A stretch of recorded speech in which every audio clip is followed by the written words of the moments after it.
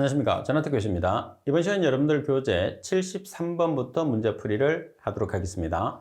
자, 지금 여러분들이 가지고 계시는 교재 73번을 보도록 하세요.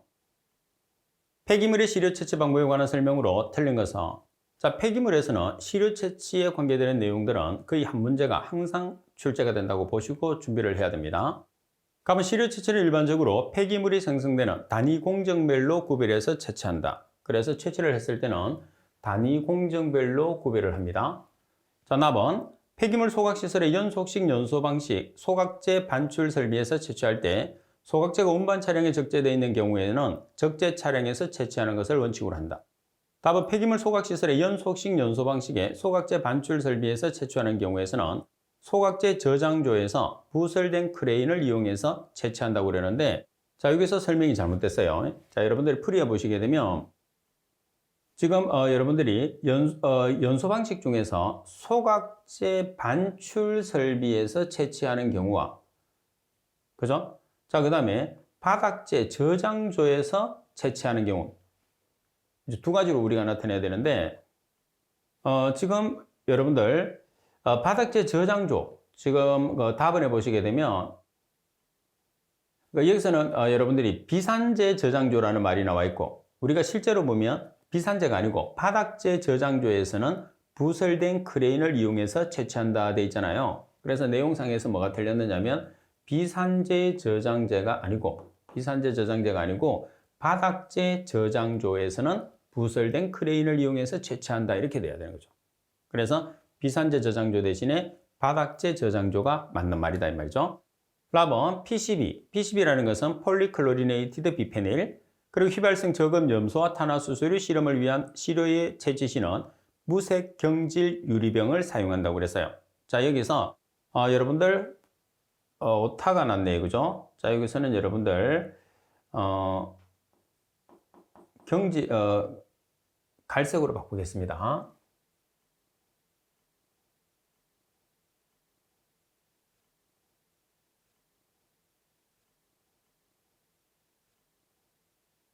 자, 그래서 PCB 및 휘발성 저급 염소와 탄화수소류의 실험을 위한 시료의 채취 시는 갈색 경질의 유리병을 사용한다, 이렇게 돼야 되겠죠. 그러면 우리가 시료를 포집했을 때 갈색 경질 유리병을 사용해야 되는 시료가 몇 개가 있어요? 4개가 있어요. 자, 첫 번째는 노말 핵산 추출물질, 그리고 유기인, 그리고 세 번째는 PCB라는 폴리클로리네이티드 비페닐, 그리고 네 번째는 휘발성 저급 염소와 탄화수소류. 이 네 가지는 우리가 갈색 경질 유리병을 사용을 해야 되겠죠. 자, 따라서 설명이 잘못된 것은 답번이 정답이 되는 거죠. 답번. 그래서 전체적인 설명이 시료 채취에 관계되는 내용들은 전체적인 설명으로 나오기 때문에 여러분들이 특히 잘 기억을 하실 필요가 있겠죠, 그죠? 자, 그 다음에 74번 문제를 한번 보도록 하겠습니다.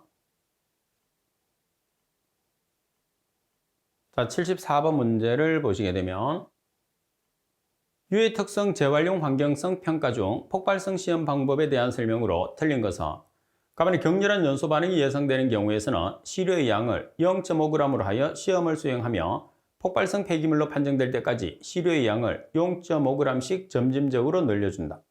나번의 실험 결과는 게이지 압력이 690kPa에서 2070kPa까지 상승할 때 걸리는 시간과 최대 게이지 압력 2070kPa의 도달 여부를 해석한다. 답안의 최대 연소 속도는 산화제의 무게 비율로서 10에서 90%를 포함한 혼합 물질의 연소 속도가 가장 빠른 측정값을 의미한다. 답안의 최대 게이지 압력이 2070kPa이거나 그 이상을 나타내는 폐기물은 폭발성 폐기물로 간주하며 점화 실패는 폭발성이 없는 것으로 간주한다. 자, 여기에서 답안에 대한 설명은 산화성 시험 방법 중에서 고체 상태의 산화성 시험 방법에 대한 설명이에요. 그래서 답안이 틀렸습니다. 지금 우리가 폭발성 시험 방법에 대한 설명이 아닌 것을 찾는 거잖아요. 그래서 답안은 폭발성 시험 방법이 아니라 산화성 시험 방법, 고체상 중에서 산화성 시험 방법이니까 답안. 자, 이 문제도 여러분들 출제 빈도가 높은 편입니다. 74번도.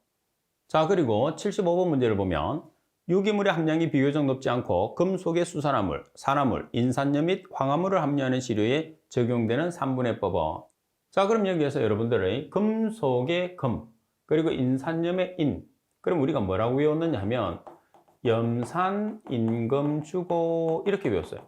그럼 여기서 인이라는 것은 인산염, 금은 금속. 그럼 염산, 산이 염산이 되는 거죠. 그리고 염산 앞에는 항상 뭐가 들어가죠? 질산. 그러면 질산염산법이 되는 거죠. 따라서 답은이 정답. 자, 그럼 질산분해법은 유기물의 함량이 낮은, 그래서 외울 때는 질낮은. 그래서 유기물이 낮은 것은 질산을 쓴다는 거. 질산황산법은 유기물을 많이 함유하고 있는 대부분의 시료, 많이 함유하고 있으니까 황만은 이렇게 외우라고 그랬어요. 그래서 황산. 그리고 질산과위염소산분해법은 유기물이 높은 비율로 함유하고 있으면서 산화분해가 어려운 시료죠. 그래서 과산화가 어려운 시료 이렇게. 그럼 여기에서 과라는 것은 과위염소산, 그죠? 산화가 어려운 시료는 산화분해가 어려운 시료.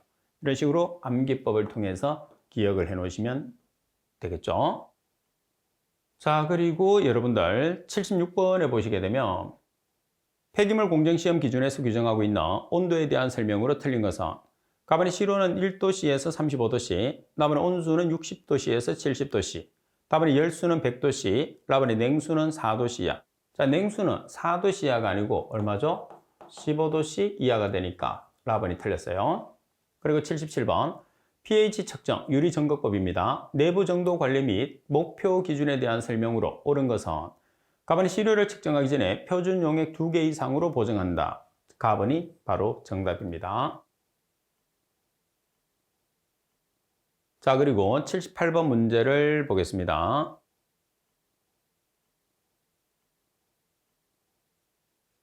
폴리클로리네이티드 비페닐, PCB라고 하죠. 기체 크로마토그래피 분석에 대한 설명으로 틀린 것은 가번 운반기체는 부피 백분율로 99.999% 이상의 아세틸을 사용한다. 아세틸렌이라는 것은 뭐예요?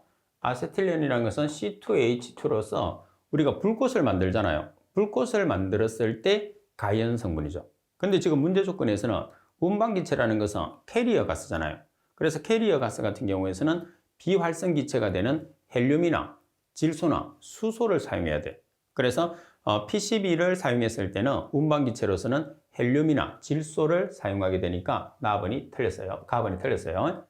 나번은 고순도의 시약이나 용매를 사용해서 방해물질을 최소화해야 한다. 다음에 정제 클럼으로는 플로리실 클럼과 실리카겔 클럼을 사용한다. 다음에 농축 장치는 구데르나 다니시 농축기 또는 회전 정발 농축기를 사용한다. 따라서 가번. 그래서 문제 지금 78번 같은 경우에서는 운반기체로서 사용할 수 있는 기체만 알고 있어도 우리가 쉽게 문제를 맞출 수가 있는 거죠. 자, 그리고 79번 문제를 보겠습니다. 항량으로 될 때까지 건조한다 하면 같은 조건에서 1시간 더 건조할 때 전후 무게의 차이가 그람당 몇 미리그램이야죠? 1시간 더 건조시켰을 때 매 그람당 0.3mg 이하를 항량이 될 때까지 건조한다고 그러죠. 따라서 라번이 정답이 되겠죠. 자, 그리고 80번 문제를 보겠습니다. 원자흡수 분광광도법에 의한 구리 시험 방법으로 옳은 것은 가번의 정량 범위는 440나노미터에서 0.2mg/L에서 4mg/L의 범위다. 자, 정량 범위는 풀이를 보시면 324.7나노미터에서 0.008mg/L에서 4mg/L 이하 범위가 되겠죠. 자, 반면에 정량 한계는 0.008mg/L 이하가 되죠. 자, 나번 정밀도는 측정값에서 상대 표준 편차로 산출하며 측정한 결과 플러스 마이너스 25% 이내 정밀도는 모든 물질에 대해서 동일합니다. 자, 그리고 검정 곡선의 결정 계수는 0.999% 이상이어야 한다. 자, 여기서 0.98 이상. 다음에 표준 편차율은 표준 물질의 농도에 대한 측정 평균값의 상대 백분율로서 나타내며 5%에서 15% 범위이다. 자, 여기서 여러분들이 표준 편차를 나타내는 게 아니고 정확도를 나타내는데 정확도는 표준 물질의 농도에 대한 측정 평균값의 상대 백분율로서 나타내고 75에서 125% 범위 내다 이렇게 나와야 되겠죠. 따라서 바르게 설명된 것은 나번 하나밖에 없어요. 자, 그리고 제5과목 폐기물 관계 법규를 보겠습니다. 81번 의료 폐기물을 배출, 수집, 운반, 재활용 또는 처분하는 자는 환경부령이 정하는 바에 따라서 전자정보 처리 프로그램에 입력을 하여야 한다. 이때 이용되는 인식 방법을 옳은 것은, 자, 우리가 전자정보 처리 프로그램에 입력하는 방법이 몇 가지가 있어요? 세 가지가 있어요. 여기서는 이용되는 인식 방법, 가장 많이 사용되는 인식 방법이 되는 거죠. 제가 이야기하는 매체죠, 매체. 그래서 매체는 세 가지가 있는데 여기에서 우리가 입력하는 방법으로 가장 많이 사용되는 것은 뭐가 될까요? 무선 주파수 인식 방식이 되나요? 여기서는 인식 방식을 묻는 거기 때문에 인식 방법은 이제 하나죠, 하나. 무선 주파수 인식 방식, 라번입니다. 대신에 매체는 세 가지가 있어요. 자, 그리고 82번 문제를 보시게 되면, 자, 82번. 폐기물 처리업자의 영업 정지 처분에 따라서 당해 영업의 이용자 등에게 심한 불편을 주는 경우에 과징금을 부과할 수 있도록 하고 있다. 관련 내용 중에서 틀린 것은, 가번 환경부령이 정하는 바에 따라서 그 영업의 정지에 가름해서 3억 원 이하의 과징금을 부과할 수 있다. 자, 우리가 실제로 이렇게 과징금을 부과했을 때 이제 풀이에는 보면 매출이 없거나 매출액을 산정할 수 없는 경우에서는 1억 원 이하에서 우리가 과징금을 산정할 수 있어요. 다음에 사업장의 사업 규모나 사업 지역의 특수성, 위반 행위의 정도 및 횟수 등을 참작하여 과징금의 2분의 1 범위 내에서 가중하거나 감경할 수 있는데, 계속 상습범 같은 경우에서는 가중을 시켜줘, 보통. 그런데 첨인데 부득이한 사유다. 그러면 감경을 시켜줄 수 있어요. 다음에 영업정지를 가름해서 대통령령으로 정하는 매출액의 100분의 5를 곱한 금액을 초과하지 아니하는 범위 내에서 과징금을 부과할 수 있다 되어 있죠. 자, 따라서 우리가 감경이나 가중은 2분의 1 범위, 그리고 여기서 매출액의 10분의 5를 곱한 금액 이내에서 우리가 영업정지에 가름해서 과징금을 낸다는 거. 그리고 과징금을 납부하지 아니할 때에는 국세 체납 처분 또는 지방세 체납 처분의 예에 따라서 과징금을 징수한다. 따라서 설명이 잘못된 것은 가번이 정답이 됩니다. 자, 그리고 여러분들 83번 문제를 보겠습니다. 폐기물 처리 시설의 설치를 마친 자가 폐기물 처리 시설의 검사기관으로 검사를 받아야 하는 시설이 아닌 것은, 자, 폐기물 처리 시설의 검사기관을 먼저 한번 보겠습니다. 자, 검사 시설, 여기서 시설이죠, 시설. 검사를 받아야 되는 시설은 거의 대부분 다 해당하죠. 소각시설이 있고, 그 다음에 매립시설이 있고, 그리고 소각 열회수 시설이 있고, 멸균 분쇄 시설이 있고, 음식물류 폐기물 처리 시설이 있고, 시멘트 소속로가 있고. 근데 파쇄 시설은 해당하지 않죠. 그래서 나번이 정답. 자, 그리고 84번 문제를 보겠습니다. 84번 문제를 보시게 되면 폐기물 처리 시설의 종류 중에서 재활용 시설, 기계적 재활용 시설의 기준으로 틀린 것은, 자, 가번 용융 시설은 동력이 7.5kW 이상인 시설로 한정. 맞습니다. 다음은 응집 침전 시설은 동력이 7.5kW 이상인 시설로 한정. 자, 여기서 여러분들 풀이에도 있는 것처럼 응집 침전 시설은 화학적 재활용 시설이에요. 근데 지금 문제는 기계적 재활용 시설이 대한 설명을 묻는 거죠. 그래서 화학적 재활용 시설이기 때문에 정답입니다. 그리고 답은 압축 시설은 동력이 7.5kW 이상인 시설로 한정한다. 답은의 파쇄 분쇄 시설은 동력이 15kW 이상인 시설로 한정한다. 따라서 설명이 틀린 것은 나번. 지금 재활용 시설이든 중간 처분 시설이든 기계적 처분 시설에 대한 내용은 잘 기억을 해야 돼요. 종류와 내용은. 기계적 처분 시설은 시험에서 상당히 자주 출제되는 시설입니다. 자, 그리고 85번도 자주 나오죠. 85번 폐기물 관리의 기본 원칙으로 틀린 것은, 가번의 사업자는 제품의 생산 방식 등을 개선해서 폐기물의 발생을 최대한 어떻게 해야 되죠? 최대한 억제를 해야 됩니다. 나번의 폐기물은 우선적으로 소각이나 매립 등의 처분을 해서는 되나요? 안 되나요? 안 되죠. 우선적으로 재활용을 해서 자원 재생산성의 향상에 이바지를 해야 됩니다. 자, 그리고 답은 폐기물로 인해서 환경오염을 일으킨 자는 오염된 환경을 복원할 책임을 져야 하죠. 답은 누구든지 폐기물을 배출하는 경우에는 주변 환경이나 주민의 건강에 위해를 끼치지 아니하도록 사전에 적절한 조치를 해야 됩니다. 따라서 설명이 잘못된 것은 설명이 잘못된 것은 나번이 정답. 자, 그리고 86번 문제를 보겠습니다.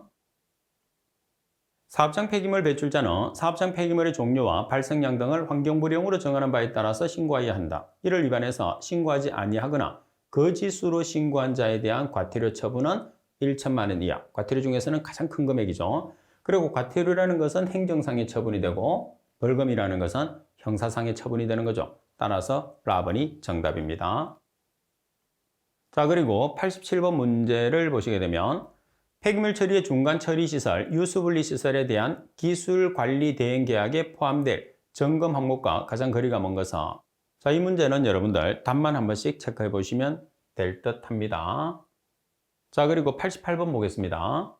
사후관리 항목 및 방법에 따라서 조사한 결과를 토대로 매립시설이 주변 환경에 미치는 영향에 대한 종합보고서를 매립시설의 사용 종료 신고 후에 몇 년마다 작성을 해야 되느냐. 자, 우리가 종료가 됐어요. 그래서 매립시설 사용 종료 신고 후부터는 5년마다죠. 5년마다. 그래서 5년마다 작성을 하면 돼요.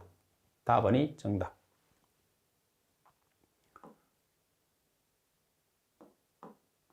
자, 그리고 89번 문제를 보겠습니다.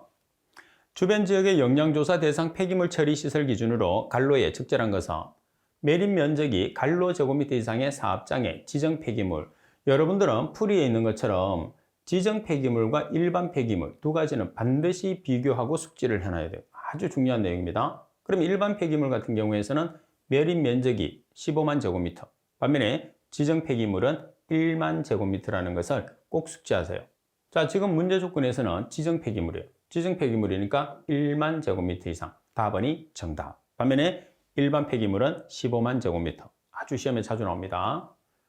자, 그리고 90번 문제를 보겠습니다. 90번에 보시게 되면 한국폐기물협회의 수행 업무에 해당하지 않는 것은 갑은 폐기물 처리 절차 및 이행 업무, 그리고 나번 폐기물 관련 국제협력, 답번에 폐기물 관련 국제교류, 답번에 폐기물과 관련된 업무로서 국가나 지방자치단체로부터 위탁받은 업무.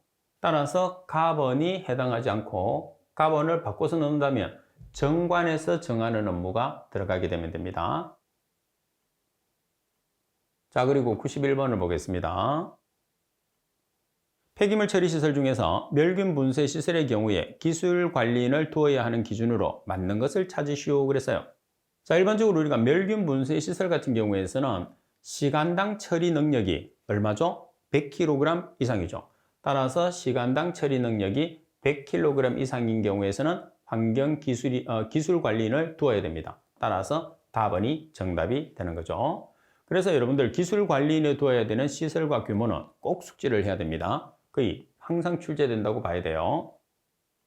자, 그리고 92번 문제를 보시게 되면 폐기물 처리 시설의 설치 기준 중에서 멸균 분쇄 시설, 그중에 기계적 처분 시설입니다. 내용으로 틀린 것은, 자, 갑은 밀폐형으로 된 자동 제어에 의한 처분 방식이어야 한다. 밀폐된, 이제 밀폐형, 개방형이 아니고 밀폐형 맞습니다. 자, 그리고 나번 폐기물은 원형이 파쇄되어서 재사용할 수 없도록 분쇄하여야 한다. 그래서 재사용할 수 없도록 분쇄를 해야 됩니다. 그리고 답은 수분 함량이 30% 이하가 되도록 건조하여야 한다. 자, 여기서는 멸균 분쇄 시설 중에서 기계적 처분 시설은 수분 함량이 50% 이하면 돼요. 그리고 답은 폭발사고와 화재 등에 대비해서 안전한 구조를 갖춰야 된다. 따라서 설명이 잘못된 것은 답은. 자, 그리고 93번 문제를 보겠습니다. 자, 93번 문제를 보시게 되면 사후관리 이행 보전금의 사전 적립에 관한 설명으로 갈로에 알맞은 것은 사후관리 이행 보전금의 사전 적립 대상이 되는 폐기물을 매립하는 시설은 면적이 기역인 시설로 한다. 이에 따른 매립시설의 설치자는 그 시설의 사용을 시작한 날로부터 니은의 환경부령으로 정하는 바에 따라서 사전 적립금 적립계획서를 환경부 장관에게 제출해야 된다. 자, 그래서 제가 풀이에 정리를 해뒀어요. 자, 사후관리 이행보증금의 사전 적립 대상입니다. 사전 적립 대상으로는 시설의 면적은 3,300제곱미터 이상, 그리고 적립계획서 제출 기간은 1개월 이내. 이렇게 딱 정리를 해 놓으시면 돼요. 사후관리 이용보전금의 사전적립 대상에서 면적은 3,300제곱미터 이상, 제출기간은 1개월 이내. 그러면 정답은 답안이 되는 거죠. 잘 정리를 해 두셔야 돼요. 자, 그리고 94번 문제를 보겠습니다.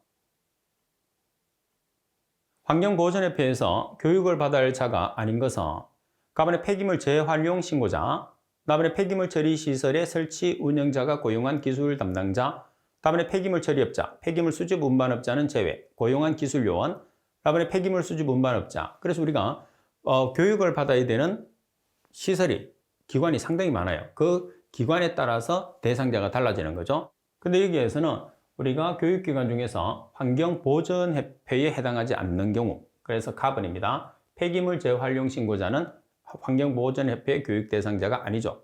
그러면 어떤 사람이 또 들어가느냐? 폐기물 신고자는 들어가요. 폐기물 재활용 신고자는 안 되고 신고자는 해당합니다. 따라서 가번이 정답.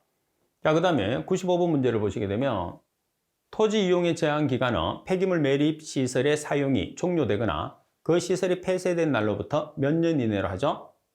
자, 토지 이용의 제한 기간은 30년입니다. 30년. 따라서 라번이 정답.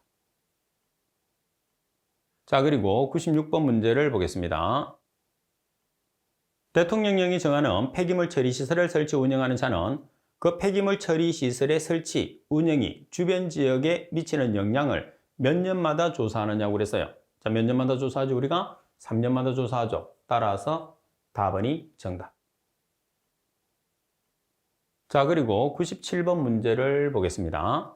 폐기물 인계 인수 사항과 폐기물 처리 현장 정보를 전자정보 처리 프로그램에 입력을 할 때 이용되는 매체가 아닌 것은, 자, 우리가 사용되는 매체는 세 가지를 사용해요. 그죠? 자, 첫 번째는 컴퓨터, 그 다음에 이동형 통신수단, 그리고 전산 처리 기구의 ARS 세 가지. 따라서 해당하지 않는 것은 인터넷 통신망하고는 관계가 없어요. 세 가지도 중요합니다. 자, 그리고 98번 문제를 보겠습니다. 폐기물 처리 시설 중에서 기계적 재활용 시설에 해당하는 것은, 자, 갑은 시멘트 소속농 재활용 시설, 답은 고형화 시설, 화학적 재활용 시설, 답은 열처리 조합 시설, 중간 처분 시설 중에서 소각 시설, 연료화 시설은 기계적 재활용 시설. 그래서 갑은의 시멘트 소속농은 기계적 재활용 시설은 맞는데 기계적이 아니고 그냥 재활용 시설의 하나의 장치입니다. 하나의 시설이 되는 거죠. 자, 따라서 라번이 정답이 되죠. 자, 그리고 99번 문제를 보겠습니다. 폐기물 처리 시설의 주변 지역의 영향 조사 시 조사 횟수 기준으로 간로에 맞는 것은, 자, 조사 횟수 기준은 정리를 해줬어요. 그 정리를 반드시 기억을 해야 됩니다. 각 항목별 계절을 달리해서 2회 이상 측정하죠. 악취는 주로 악취가 발생하는 계절은 부패가 심한 여름이니까 6월에서 8월까지 간로 이상, 얼마죠? 1회 이상. 그래서 기본적으로 2회 이상을 측정하는데 우리가 악취 같은 경우에서는 여름을 기준으로 했을 때 1회 이상. 다른 계절에서는 악취가 발생하지 않으니까 큰 의미가 없다는 거죠. 따라서 2회가 아닌 것을 지우고, 자, 2회 중에서 그리고 니은에 들어가는 것은 1회 이상. 라번이 정답. 자, 그러면 내용 자체를 여러분들이 조사 지점 반드시 정리를 해 놓으셔야 되거든요. 자, 먼저 미세먼지와 다이옥신은 3개수 이상. 조사 지점이. 자, 그리고 악취는 냄새가 가장 심한 곳. 자, 그리고 지표수는 상류와 하류의 1개수. 그러니까 기본으로 2개가 되는 거죠. 상류 하나, 하류 하나. 자, 그리고 지하수는 3개의 지하수 검사정. 그리고 토양은 4개소 이상. 그래서 이 내용은 여러분들이 가장 정확하게 답을 맞출 수 있고 가장 간략하게 제가 정리를 해 놓은 거기 때문에 반드시 숙지를 하고 있어야 돼요. 아주 중요한 내용이 됩니다. 자, 그리고 100번 문제를 보겠습니다. 주변 지역의 영양조사 대상 폐기물 처리 시설에 해당하는 것을 찾으시오 그랬어요. 그러면 영양조사 대상에 해당하려고 하면 그 규모에 들어가야 되겠죠? 자, 가번 1일 처리 능력이 30톤인 사업장 폐기물의 소각시설. 자, 소각시설 같은 경우에서는 한 개가 있을 수도 있고 여러 개가 있을 수도 있잖아요. 그래서 한 개가 있으면 50톤 이상. 그 다음에 여러 개가 있으면 다 합쳐서 50톤 이상. 그럼 50톤 이상이니까 해당하지 않습니다. 그죠? 자, 그리고 나번 1일 처리 능력이 15톤인 사업장 폐기물 소각시설이 사업장 부지 내에 3개 있을 때, 그러면 같은 사업장 내에서 여러 개가 있으면 그 여러 개를 다 합쳐서 우리가 나타내는 거죠. 다번에 매립 면적이 15,000 제곱미터 사업장이 지정 폐기물. 자, 우리가 지정 폐기물이라고 하면 1만 제곱미터 이상. 그죠? 다번에 매립 면적이 11만 제곱미터인 사업장에서 일반 폐기물의 매립이 있어. 일반 폐기물은 15만 제곱미터. 그러니까 해당하는 것은 답은 한 개만 해당하겠네요. 그죠? 자, 그래서 100번은 정답이 답은이 되겠죠.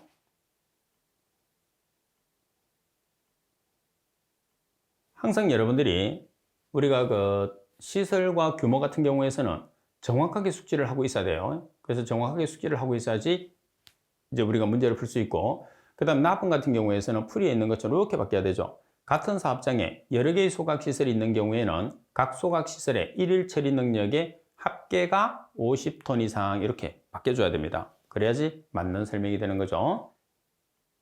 자, 항상 여러분들이 수업 끝나고 나면 뭘 해야 되죠? 복습해야 됩니다. 복습을 해서 여러분들이 정리를 하고, 그리고 정리하는 부분이 조금 내용이 부족하다고 하면 이론 부분을 찾아서 조금 더 보충을 해가면서 이론을 그대로 문제로 확인한다는 생각으로 여러분들이 공부를 해 주셔야 돼요. 그래서 이론 따로 문제 따로 이렇게 공부하는 학생들이 있는데, 그러면 아무런 의미가 없죠. 그래서 이론에서 배웠던 내용을 기준으로 해서 동일한 문제가 나오면 맞추는 게 아니고, 어떤 문제가 유사한 문제가 나온다 하더라도 또는 새로운 문제가 나온다 하더라도 우리가 문제를 풀어서 그 정답을 찾는다는 생각으로 여러분들이 공부를 해주는 게 중요합니다. 자, 이번 시간 수업은 이것으로 마치도록 하겠습니다. 수고하셨습니다.